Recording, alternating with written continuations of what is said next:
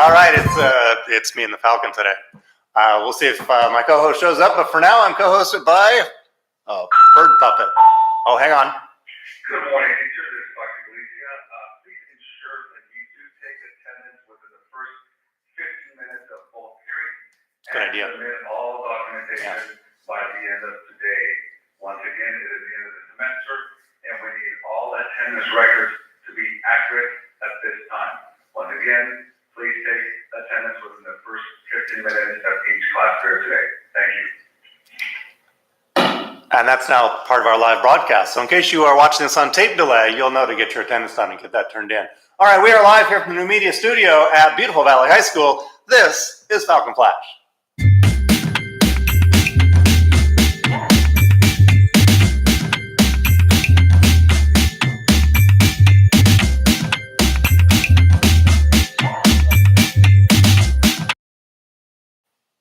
And good morning, students and staff. Today, as you just heard from Dr. Galicia, is the final day of the semester. It is Thursday, December 20th. Welcome to this very exciting day.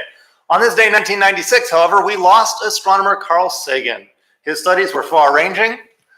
He co-authored a scientific paper about the dangers of nuclear winter. He researched the atmosphere of Venus, seasonal changes on Mars, surface conditions on planets, and created popular interest in the universe with his television series Cosmos.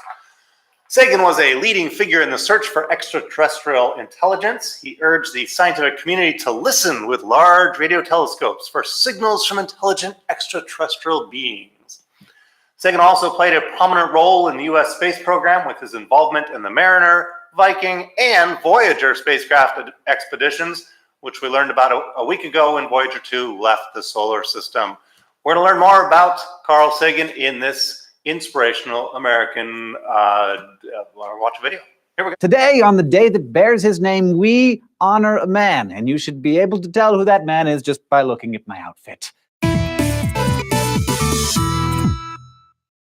Carl Sagan died almost 17 years ago, so perhaps some of you are unfamiliar with his work and legacy. But if you enjoy the work of Bill Nye, Neil deGrasse Tyson, or even us here at SciShow, if you easily get sucked into the movie Contact, or have ever geeked out over the current location of Voyager 1, then Sagan has influenced your life. Sagan is best remembered as a popularizer. He brought planetary science to the masses with an enthusiasm that stood out in an often dry academic field. His biographies almost always include phrases like man-child or childlike wonder, which, if you've ever seen an episode of Cosmos, makes a lot of sense. But Sagan was much more than just a face on PBS or The Tonight Show. Born in 1934, he grew up in a working-class Jewish neighborhood in New York City and knew from an early age that he wanted to be an astronomer. In his 20s, first as a grad student at Berkeley and later while working at the Smithsonian Astrophysical Observatory, he helped solve the climate mystery of Venus. At the time, many thought Venus had temperatures similar to Earth's, but Sagan studied radio emissions from the planet and determined that they were the result of surface temperatures of over 482 degrees Celsius. Later, while teaching at Cornell University, he was part of a team that proved color shifts observed on Mars were the result of high winds, not changing seasons. In the early 1970s, Sagan worked on a NASA team to help choose the landing sites for Viking 1 and 2,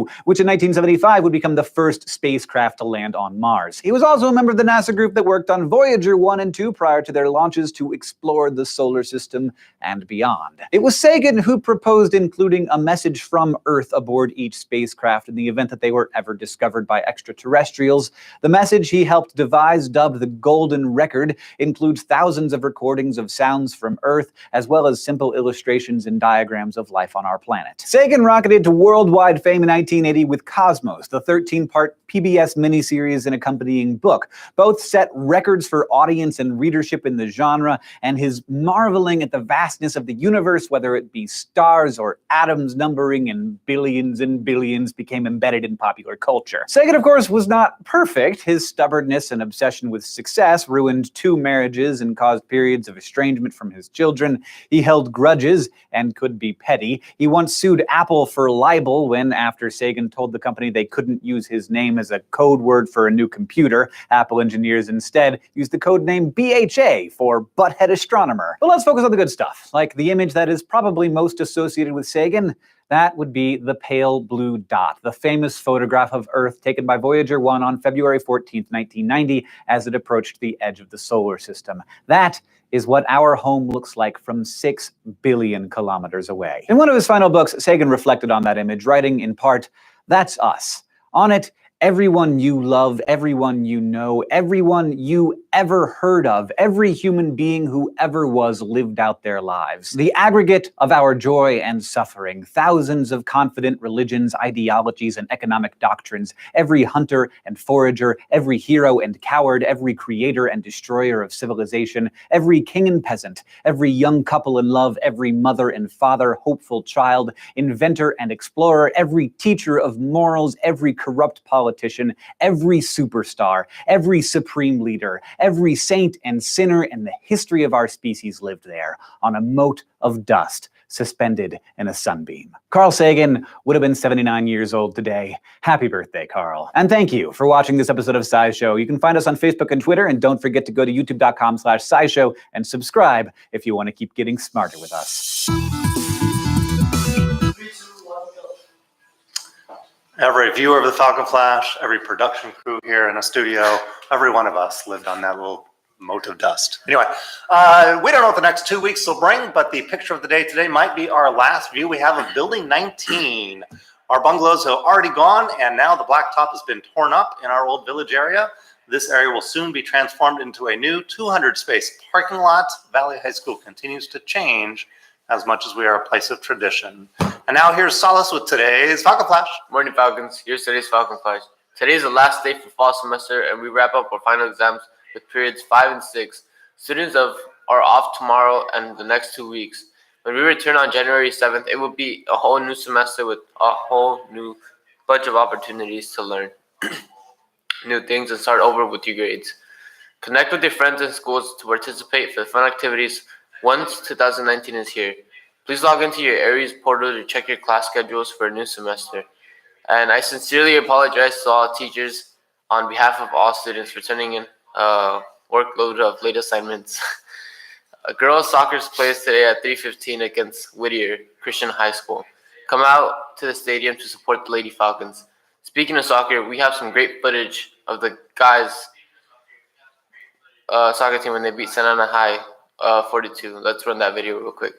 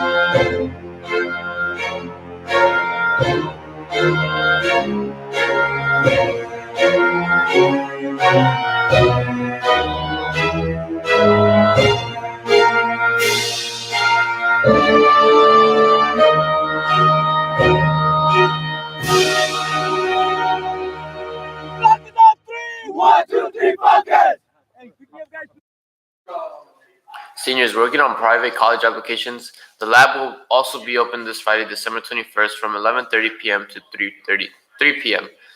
Colleges for free. Get some insight onto the Common App essays and work on your supplement snacks will be provided by Ms. Gibbs on Friday. From all of us at the Falcon Flash broadcast, we wish you a Merry Christmas and a great and restful winter break and a safe and healthy start for the new year. We'll see you back here in 2019. And that's it for today's Falcon Flash. And remember, Falcon Fever, catch it!